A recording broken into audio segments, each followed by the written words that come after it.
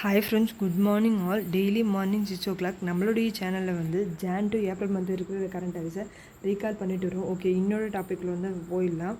உலகத்தினுடைய மிக உயரமான இருவழி சுரங்கப்பாதை வந்து அருணாச்சல பிரதேசத்துலேருந்து ஓப்பன் பண்ணியிருக்காங்க. இந்த சுரங்கப்பாதையோட பேர் என்னன்னு கேட்டிங்கன்னா சேலா சுரங்கப்பாதை. இது சீன எல்லை அருகில் தான் அமைஞ்சிருக்காங்க. இது மொத்தமாக வந்து 13,000 அடி உயரம் வந்து கொண்டது. முதல் சுரங்கப்பாதையினுடைய நீளம் வந்து 1595 மீட்டர். இரண்டாவது சுரங்கப்பாதை வந்து 1003 மீட்டர் நீளமுடையது. ஓகே, அடுத்ததாக நமோ ட்ரோன் திதி யோஜனா. இந்த திட்டம் வந்து எதுக்காகன்னு பார்த்தீங்கன்னா விவசாயத்தில் மகளிர் சுய உதவி குழுக்களினுடைய பங்களிப்பை அதிகப்படுத்தணும்னா என்ன பண்ணுவாங்கன்னு பார்த்தீங்கன்னா 1,00,000 பெண்களுக்கு வேளாண் பணி சார்ந்த ட்ரோன்களை இலவசமாக வழங்கி அவங்களுக்கு அதை எப்படி இயக்கிறது, அதாவது அது மூலமாக வந்து எப்படி வந்து மருந்து தெளிக்கிறது, எப்படி வந்து நீர்ப்பாசனங்கள் வந்து அது மூலமாக பண்ணுறதுன்னு சொல்லிட்டு பயிற்சி வந்து அளிக்க போகிறாங்க. அதுதான் வந்து நமோ ட்ரோன் திதி யோஜனா திட்டம். நமோக்கு வந்து அப்ரிவேஷன் என்னன்னு கேட்டாங்கன்னா now agriculture market order. Okay, அடுத்ததாக தேசிய தாழ்த்தப்பட்டோர் ஆணையத்தினுடைய புதிய தலைவராக கிஷோர் மக்வானா அவர்கள் வந்து நியமிக்கப்பட்டிருக்காரு. ஓகே, அடுத்ததாக சிஏஏ சட்டம், குடியுரிமை திருத்த சட்டம் 2019.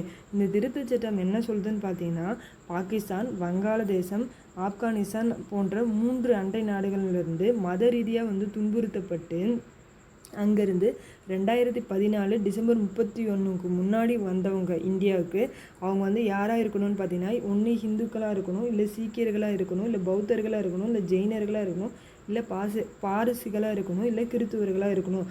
இவங்களுக்கு மட்டும் என்ன பண்ணுவாங்கன்னு பார்த்தாங்கன்னா இந்திய குடியுரிமையை வந்து வழங்கலாம் அப்படின்னு சொல்லிட்டு ஒரு ஒப்புதல் கொடுத்துருக்காங்க. அதுதான் வந்து இந்த சட்டம் சொல்லுது. அதாவது 3 நாடுகள் வங்காளதேசம், பாகிஸ்தான், ஆப்கானிஸ்தான்லேருந்து 2014க்கு முன்னாடி வந்திருக்கணும். அவங்க வந்து எக்ஸப்ஷன் முஸ்லீமாக இருக்கக்கூடாது அப்படின்றது தான் இந்த திருத்த சட்டம் வந்து சொல்லுது. ஏன் வந்து இதில் முஸ்லீம்கள் சேர்க்கப்படலை அப்படின்னு பார்த்தீங்கன்னா பாகிஸ்தான், வங்காளதேசம், ஆப்கானிஸ்தான் இது எல்லாமே வந்து முஸ்லீம் நாடுகளாக வந்து இருக்குது.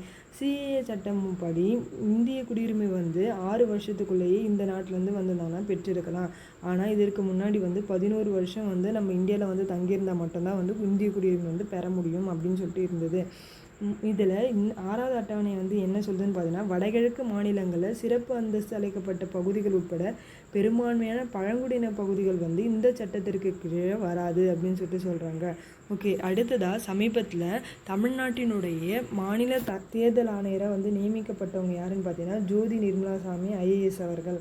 ஓகே, அடுத்ததாக பசுவினுடைய சாணத்தை வச்சு இயற்கை வாயு தயாரிக்கிற இந்தியாவினுடைய முதல் பங்க் வந்து குஜராத்தில் பர்டிகுலராக பனஸ்கந்தா மாவட்டத்தில் வந்து ஓப்பன் பண்ணியிருக்காங்க.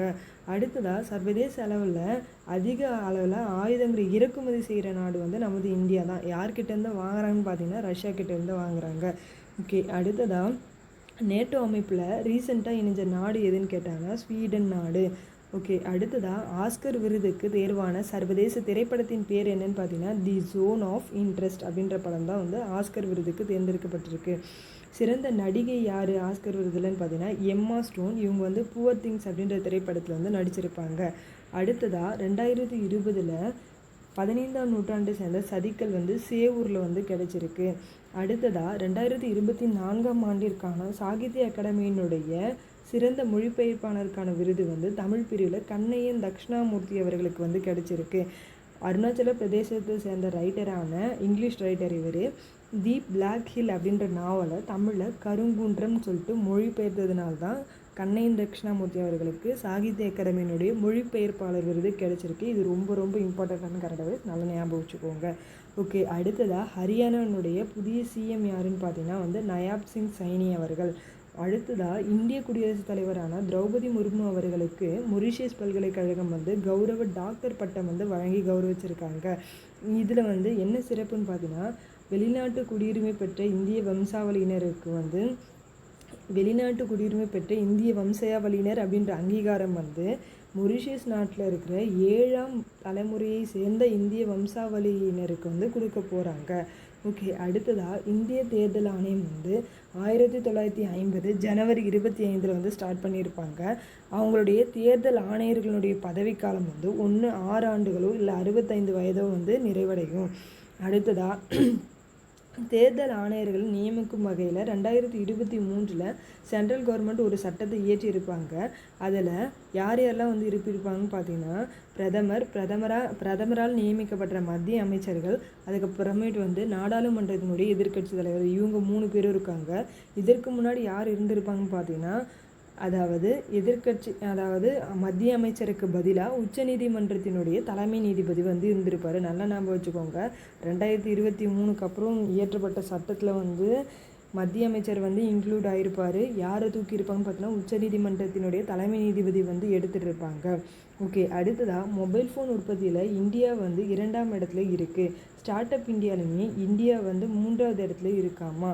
அடுத்ததாக இந்தியனுடைய கடற்படையில் புதிதாக இணைக்கப்பட்ட 2 நீர்மூழ்கி எதிர்ப்பு போர்க்கப்பல்கள், அதாவது எதிரி நாட்டினுடைய நீர்மூழ்கி கப்பல்களை எதிர்க்க போர்க்கப்பல்கள் பேர் வந்து என்னென்னு கேட்டிங்கன்னா INS அக்ரே, INS அக்ஷய்.